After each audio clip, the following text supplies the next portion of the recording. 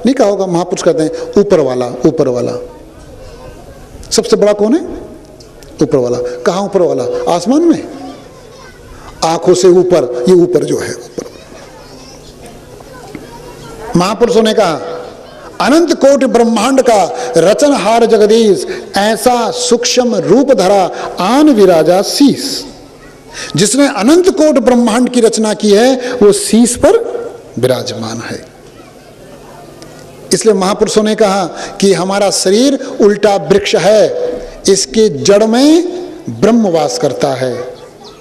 जड़ तो नीचे होती है पेड़ों की, लेकिन ये वृक्ष ऐसा है जिसकी जड़ ऊपर है और इसके मूल में ब्रह्म वास करता है। इसलिए इतने हिस्से को सभी ढक के रखते हैं। संसार के कहीं के भी लोग हैं, इतने हिस्से को बहुत महत्व देते हैं, बहुत महत्व देते हैं इतने हिस्से को। क्यों? ब्रह्मरंध्र है। यहां से ही अकाल पुरुष तक जाने का रास्ता है। एक हमसे कल पूछ रहे थे, कहा जी आप कहते हैं अंदर है, अंदर है।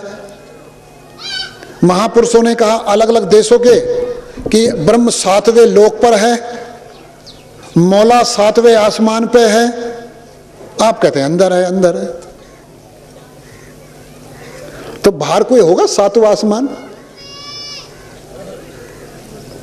संकेत है ये कि जो हमारा शरीर है ये 7 आवरण हैं, ये 7 शरीर हैं। एक स्थूल शरीर, इसके अंदर सूक्ष्म शरीर, इसके अंदर कारण शरीर, मनस शरीर, आत्मिक शरीर, ब्रह्म शरीर, निर्वाण शरीर, ये 7 शरीर हैं। 7 शरीर के अंदर विराजमान है। इसलिए अकाल पुरुष ने गर्दन से ऊपर 7 द्वार बनाए। बाहर की तरफ खुलने वाले गर्दन से ऊपर 7 द्वार हैं, गर्दन से नीचे 2 द्वार हैं।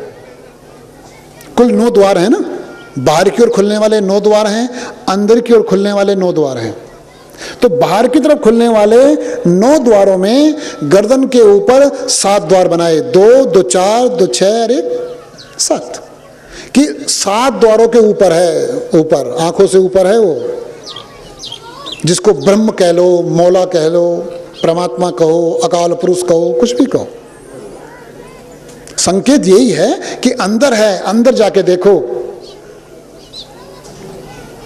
लेकिन हम फिर भी हम भटके रहते हैं।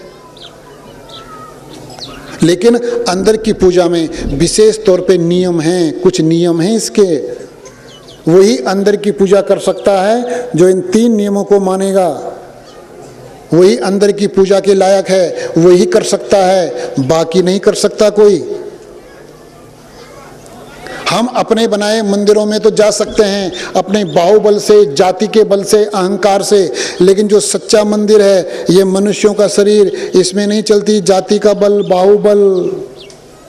इसमें 3 नियमों में बनकर जाना पड़ता है। पहला नियम जन्म जात जाति भेद का त्याग। मैं ब्राह्मण, जाट, गुज्जर, हरी, ठाकुर, बनिया इत्यादि इत्यादि नहीं हूं। हे परमात्मा मैं तेरा हूं, मैं मनुष्य हूं, मैं धार्मिक हूं। पहली शर्त। और किसी के अंदर ये भाव है कि मैं ब्राह्मण, जाट, गुज्जर, हरी, ठाकुर, बनिया इत्यादि इत्यादि हूं, वो अंदर नहीं जा सकता। ये पहली शर्त है। दूसरी शर्त पाखंड। बाहर उपासना हो ही नहीं सकती अकाल पुरुष परमात्मा की, अंदर होती है। तीसरा है नशा, चाय तक का नशा। एक प्रश्न पूछा गया, कहा जी नशा तो सब जगह है।